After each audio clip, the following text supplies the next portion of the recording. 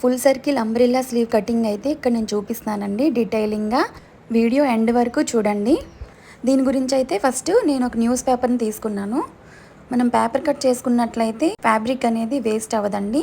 పేపర్ని ఇలా అయితే 4 ఫోల్డ్ చేసుకోండి. ఇలా క్లోజ్ అయిన వైపు నా వైపు పెట్టుకొని ఓపెన్స్ అయితే అటువైపు పెట్టుకో.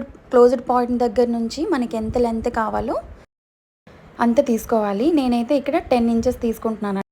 ఇక్కడ క్లోజ్డ్ పాయింట్ ఒకే దగ్గర నుంచి తీసుకోవాలి. ఫుల్ సర్కిల్ షేప్లో వస్తుంది. ఇప్పుడు డాట్స్ అనేవి ఇలా పెట్టుకోవాలన్నమాట. ఈ వీడియో స్లోగా చేశానండి, ఎందుకంటే బిగినర్స్కి అర్థమయ్యేలాగా ఉంటుందని చెప్పేసి.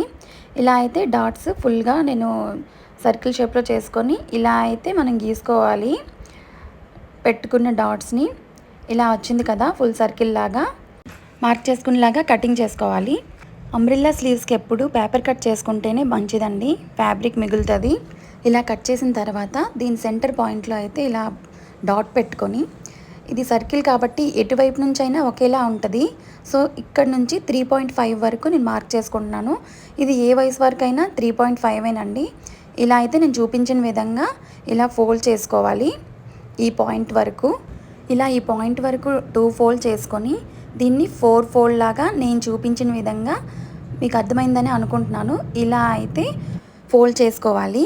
ఇప్పుడు ఆది డ్రెస్ ఆర్మ్ హోల్ రౌండ్ అయితే కొలుచుకోవాలి. ఇక్కడ నేను మెజర్ చేస్తున్నాను చూడండి. మనకి ఇక్కడ జాయింట్ ఉంది కదా, ఆ జాయింట్ దగ్గర నుంచి, షోల్డర్ జాయింట్ దగ్గర నుంచి చుట్టూ మనం కొలుచుకోవాలన్నమాట. ఇలా కొలుచుకుంటే మనకు పర్ఫెక్ట్గా వస్తుందండి స్లీవ్ కటింగ్ అనేది. నేను ఇలా రౌండ్ చేసి తీసుకుంటున్నాను. నాకైతే ఇక్కడ 16.5 అయితే వచ్చింది. ఈ ఆర్మ్ రౌండ్ అనేది కరెక్ట్గా తీసుకోవాలండి. ఇప్పుడు ఈ వచ్చిన దాన్ని బై 4 చేయండి.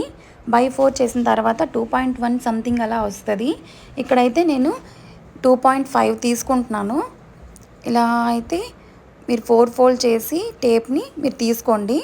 బిగినర్స్ పిన్ టు పిన్ చూసి అలా చేస్తే ఎట్ ఏ టైం వచ్చేస్తుందండి, నో ప్రాబ్లం, ఈజీయే. ఇక్కడ నేను మిడిల్ పాయింట్ నుంచి 2.5 వరకు మార్క్ చేసుకుంటున్నాను. ఇలా టేప్ని సెంటర్ పాయింట్ దగ్గర నుంచి ఇలా 2.5 వరకు చుట్టూ మార్క్ చేసుకొని ఇలా సర్కిల్ షేప్లో అయితే డ్రా చేసుకోవాలి. అయితే దీనికి ఖర్చు అనేది లోపల వైపు ఉంటుందండి. ఇక్కడ నేను ఒక 1/2 ఇంచ్ వరకు లోపల వైపు చుట్టూ లోపలికి అయితే గీసుకుంటున్నాను. ఇది ఖర్చు అనమాట. ఫుల్ సర్కిల్ అంబ్రెల్లా స్లీవ్స్కి అయితే, అంబ్రెల్లా స్లీవ్స్ దేనికైనా కూడా ఖర్చు అనేది లోపల వైపు ఉంటుంది. ఇప్పుడు చూడండి, ఒకసారి కొలవండి అనమాట. అప్పుడు 4.2 వచ్చేస్తుంది అనమాట. అలా వచ్చినట్లయితే మనం చేసింది కరెక్ట్గా వచ్చిందని అనుకోవాలి.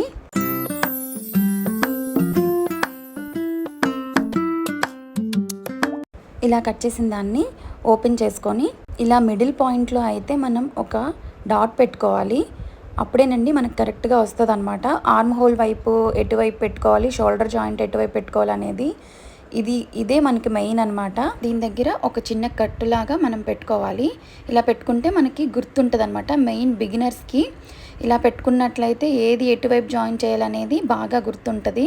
ఇలా అయితే ఇప్పుడు కట్ చేసాం కదా పేపర్ని, దీన్ని బేస్ చేసుకుని అయితే మనం ఫ్యాబ్రిక్ పైన కట్ చేసుకోవాలి. ఇలా ఫ్యాబ్రిక్ని అయితే 2 ఫోల్డ్ చేశాను, 2 హ్యాండ్స్కి అని చెప్పేసి ఇలా ప్లేస్ చేసుకున్నాను. అవసరం అనుకుంటే పిన్స్ పెట్టుకోండి. పిన్స్ పెట్టుకుంటే ఫ్యాబ్రిక్ జారకుండా ఉంటుంది అనమాట, స్టెబుల్గా ఉంటుంది.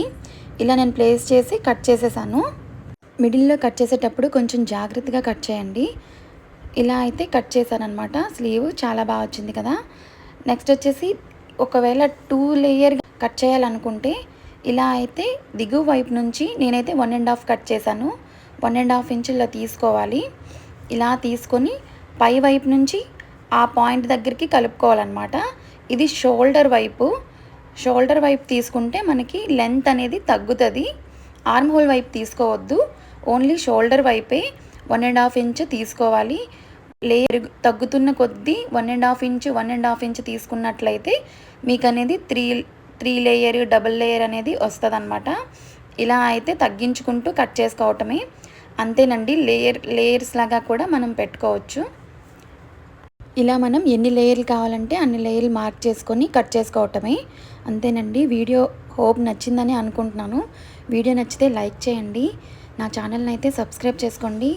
నెక్స్ట్ వీడియోలో అయితే దీని స్టిచ్చింగ్ వీడియో చూపిస్తాను. ఫుల్ టోటల్ ఫ్రాక్ ఎలా స్టిచ్ చేశాను అనేది డీటెయిలింగ్గా పెడతానండి. ఈ వీడియో నచ్చితే లైక్ చేయండి. ఏదైనా అర్థం కాకపోతే కామెంట్ రూపంలో పెట్టండి, నేను తప్పకుండా మీకు రిప్లై అనేది ఇస్తాను. ఇంకా ఏవైనా సజెషన్ వీడియోస్ ఉంటే చెప్పండి, నేను అవి చేయడానికి ట్రై చేస్తాను. Thank you for watching.